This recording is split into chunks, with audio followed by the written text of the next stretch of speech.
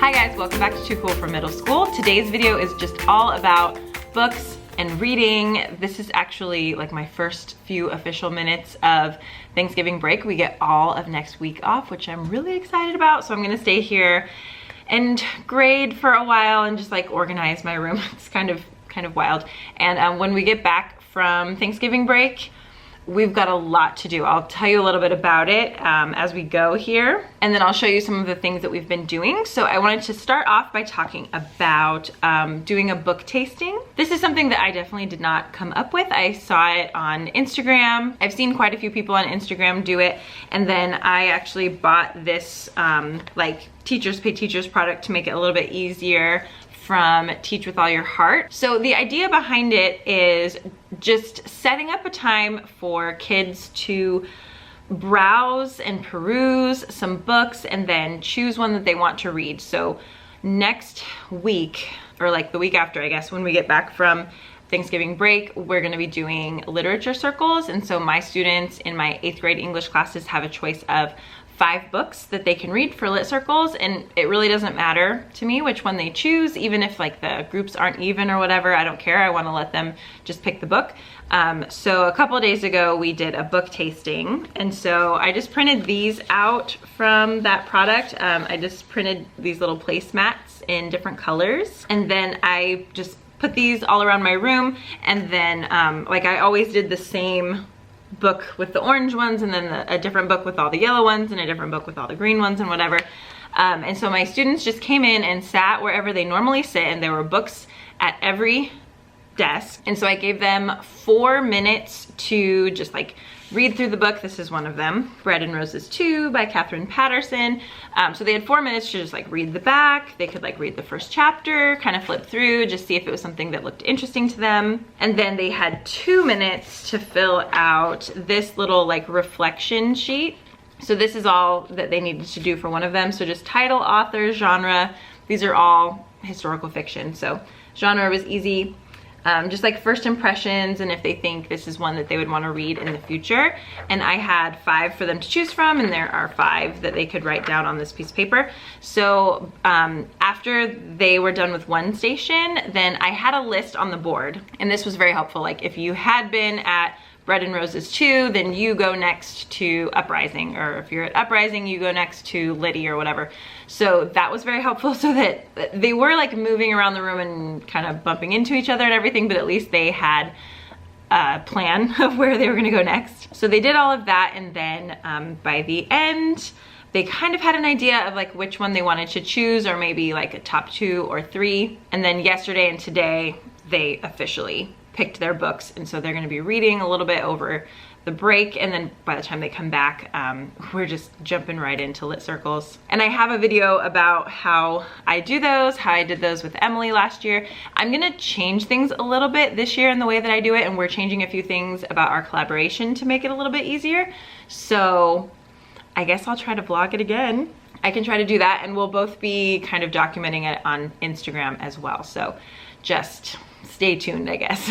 So that's what a book tasting is, and I could do this, you know, several times throughout the year. I don't think we're really gonna do like lit circles again, but I could just do it with like new books that I get into our library, and then like other existing books, and just kind of scatter them around, and maybe just put like different genres of books on the different color placemats, and have kids just be a little bit more free to just look at whatever book they want. So that's another idea. While we're talking about books, I will just give you a little bit of an update on what I'm reading. So last year when we did these literature circles, we have 5, and I have not read all 5. I didn't have time to read all 5. I tried and it didn't work. So I read Uprising, which is amazing, and Ashes of Roses, which is also amazing.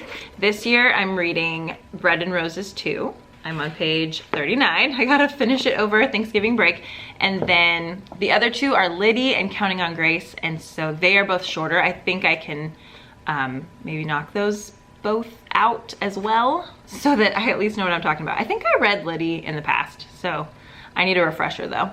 But I'm reading this one right now. And then for background information, I'm also reading this book, which I love so far. This is From the Folks Who Brought You the Weekend, a short illustrated history of labor in the United States. It is not very short, and there are not very many illustrations, but I love how this is written. I love how it's structured. I love the information that I'm getting. So I'm just definitely a fan of this one. I recommend it. And if you're teaching like the Industrial Revolution, this is super important background information. Still going through it, but highly, highly recommend.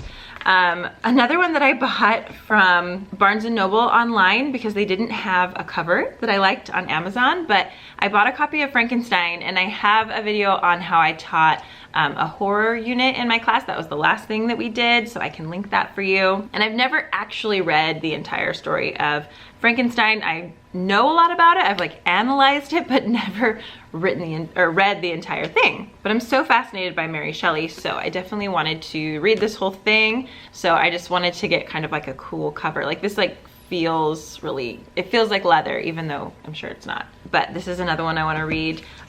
This is one that I saw on like Bookstagram. I saw a lot of people post about this. It's called The Grace Year by Kim Liggett. And I've heard it's a really fast, like intense read. So I also am reading that. And then I'm almost done with The Water Dancer. And I'm reading that one for Amory's book club. She has a YouTube channel, like a booktuber channel. And so I watch her channel and like follow her on Instagram and stuff. So yeah, I'm reading that one for her book club, and we're supposed to be done by Wednesday. So I think I can finish that one up by Wednesday too. Okay, let's move on to a book haul. I got a huge box of books from Simon & Schuster. They are very generous publishers, and they send me new releases to share with you guys and with my students, and then I end up with a lot for like Jensen and my nieces and stuff too. So let me show you some of the new things that they sent me. And I'm breaking these into categories. So here I've got like children's kind of like holiday books. So let's start with children's holiday books.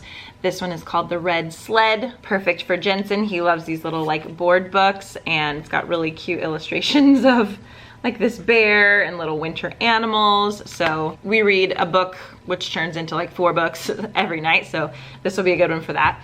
I love this one. The illustrations are adorable, and it like rhymes, and it's just super cute. The Itsy Bitsy Dreidel. It's almost Hanukkah season. This is something that I teach in my 6th grade history classes because we're studying the ancient Hebrews like around the time of Hanukkah. So we do a latke and dreidel party. I've got several YouTube vlogs about that I can link as well.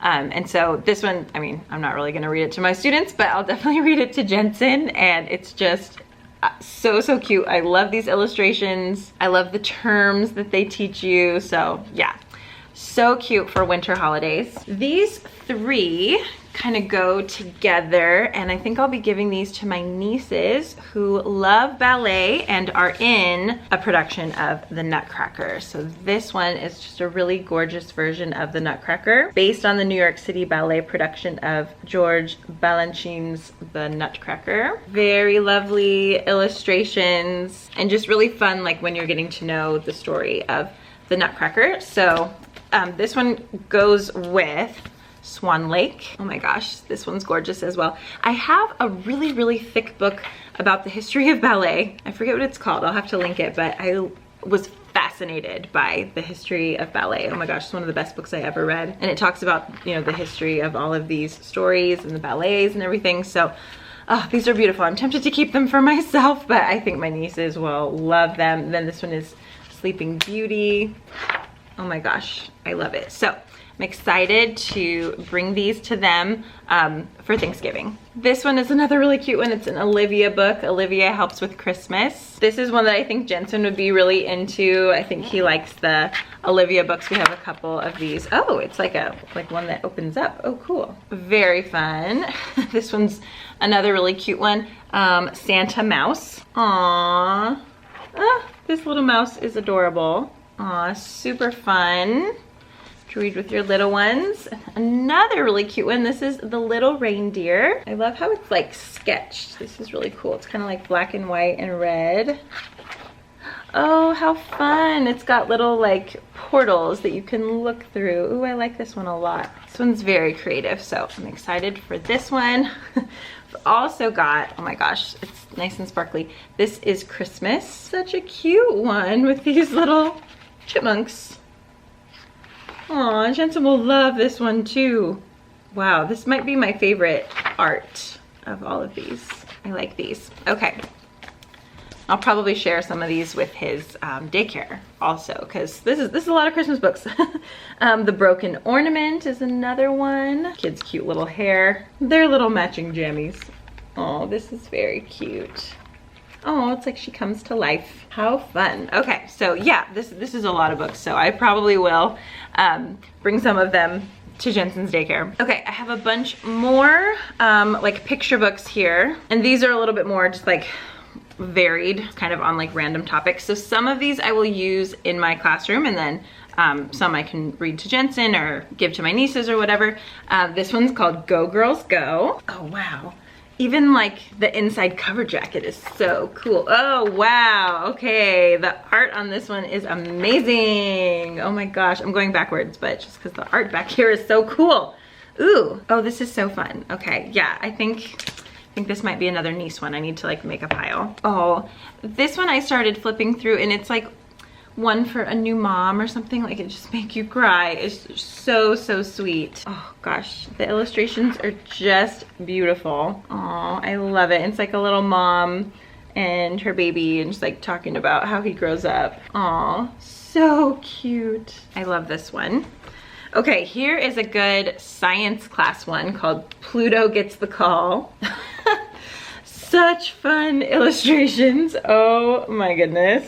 What in the world? Look at these illustrations. Can you imagine how fun this would be to read to, like, I don't know, like a 3rd grade class or whatever, like whenever you're doing planets? Oh, this would be so much fun. I love this. This one I thought was really fun. This is Tiny Feet Between the Mountains. This is a Korean like folktale. One of my students one year brought in a bunch of Korean fairy tales for me to read one time, and they were like really wild. I mean, kind of all fairy tales are like really weird when you think about it, but this is one of those stories. I think I've read this story before. So this one's about a tiger. Oh wow, it gets very scary. Look at this one. Oh my goodness. Yeah, oh, I do remember this story. Yeah, it's like, it's creepy. Wow, it's a lot of fire. But I really enjoy having books like this for Jensen that are just like tales from all over the world and like all different cultures. So this is another one that I'm actually gonna keep in my classroom. Maybe I'll get another copy of this to read to Jensen. But this one is an Indian alphabet book, and so when we do ancient India, we'll use this. P is for papadums, I think is how you say it. I'm planning on having my students actually read this instead of me so that they pronounce everything correctly, because I have a lot of students from India. So we can learn a lot of like Indian words and different things about Indian culture. So even though I have 6th graders, and this is obviously like not really meant for 6th graders, you can still use picture books in your like middle school or even high school classrooms just for something fun like this. So this one for sure is staying here. This one is also staying here. I love this one. I read it earlier today. It's called Muslim Girls Rise, and it's just got all these examples of really cool women that have like YouTube channels and Olympic athletes, and all of these women are Muslim. Ilhan Omar. So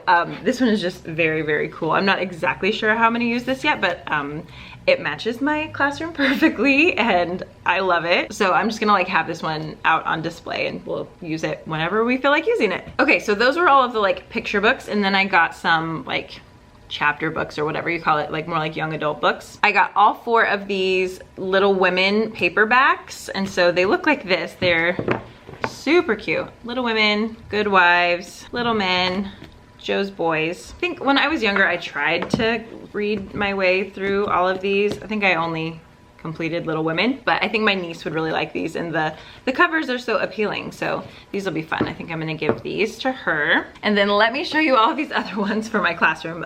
My kids saw some of these. I brought them in earlier, and they're already very excited. So this is the one that I am most excited about. It's called The Skylark's War. I mean, on the cover it says the best children's book I've read this year. On the back it says wholly satisfying, thoroughly love The Skylark's War, possibly the finest writer of our time. Okay, yeah, I haven't started this yet, but I think I'm gonna steal this one for myself to read it before I put it on the shelf. And then I have a couple of these books, and these are really cool, like for kids who sort of like the Rick Riordan books. These are the Charlie Hernandez books, and just to tell you a little bit about them, it says like Charlie Hernandez grew up listening to his grandmother telling him stories from Latino and Hispanic mythology. Sometimes she'd draw pictures of the monsters from the tales for him to identify. Charlie thought it was all a game, but he should have known better. Charlie's abuela hated party games. So like all of this stuff comes to life. So it's really cool to have like Latino and Hispanic mythology be the basis of the plot of these books. So I have like 1 or 2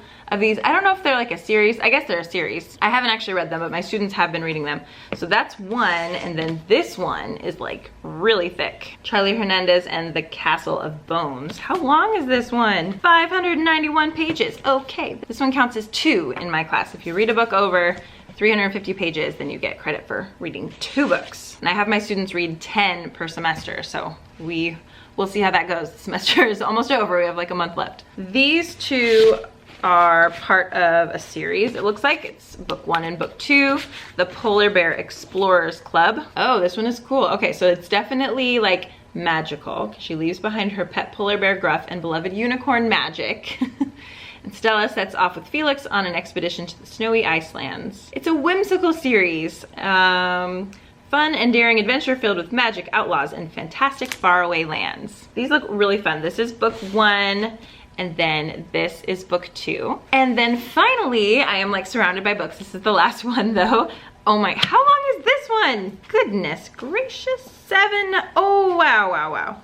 789 pages. I think this one will count for 3 books. Oh my goodness. Okay, well, one of my students saw this, and this is the most recent in a series, Keeper of the Lost Cities. This is book 8, and she was already very excited to check this one out. But oh my gosh, this is like Harry Potter status. So apparently these are really good.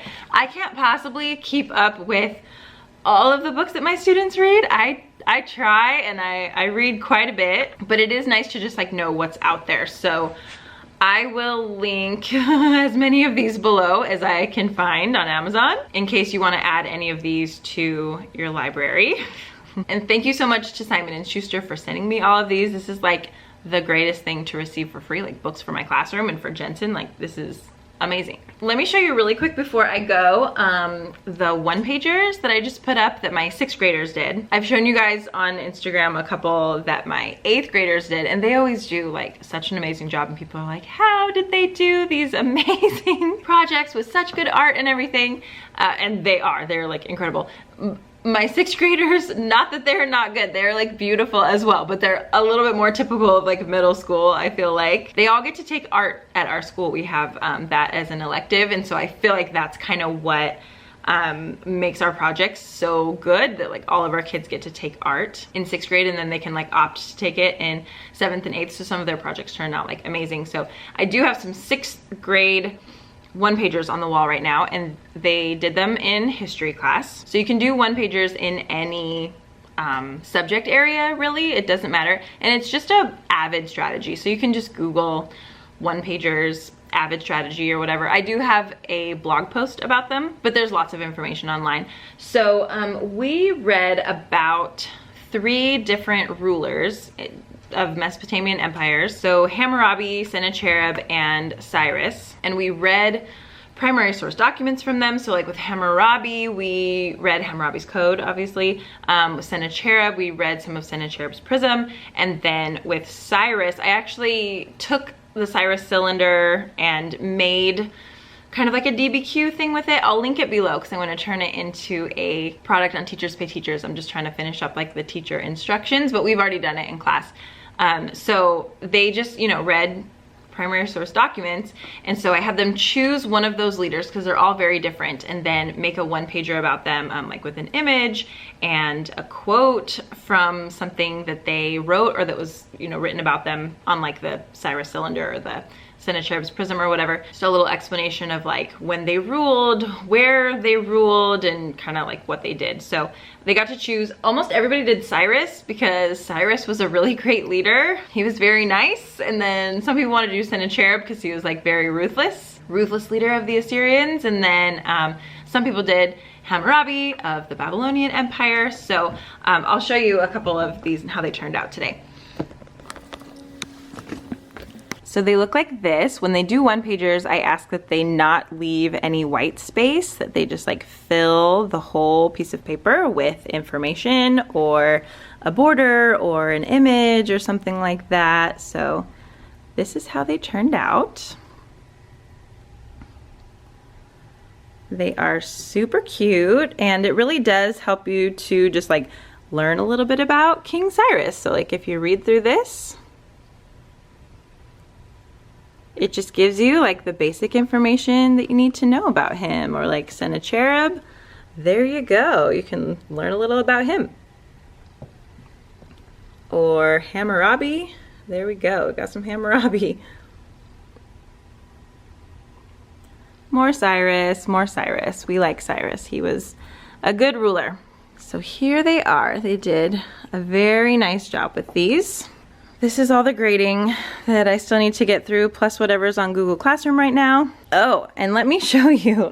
I've been trying to use less plastic, although we have some disposable cups right here for a party we had a little while ago. So just for myself though, I got these really cute, we didn't know what to call them actually. My students were looking at it like silverware, and they're like, no, it's like rainbowware. But I got these at Target, and I figure everyone will know that they are mine. Hard to miss, so I don't need to use like plastic silverware or whatever for lunchtime. And then I just have had these 2 bowls for a while, so I don't have to use plastic bowls. And then I just got a plate as well. So whatever I bring for lunch, or if I have any kind of snack or whatever at school, I'm just using these and washing them so that I'm not throwing stuff away. Because see, over here I had like, I mean, I was like reusing these plastic utensils, but like probably better just to have like real stuff. So this is my little coffee station over here. See what else we have going on. These are the social justice standards that I have for free on my blog and in Teachers Pay Teachers. These are English standards that I also have on Teachers Pay Teachers. This is just like stuff I'm always using. I tend to get questions about these too. This was just a calendar, a Hamilton calendar. And when the year was up, I took it apart and put those on my wall. I'm seeing Hamilton twice, so far anyway. I have tickets to see it twice in 2020, so very excited. Actually going with some of my students and their parents one of the times, and then with my husband for the other time, so very excited. Okay, so everything is kind of a mess and crazy in here right now, as you can see. I'm gonna try to get a bunch of grading done right now before I leave for Thanksgiving break, so that I can just kind of check out and just focus on reading and hanging out with my family. So thank you so much for watching this video, and I hope you guys have a wonderful Thanksgiving, and I'll see you in my next video. Bye.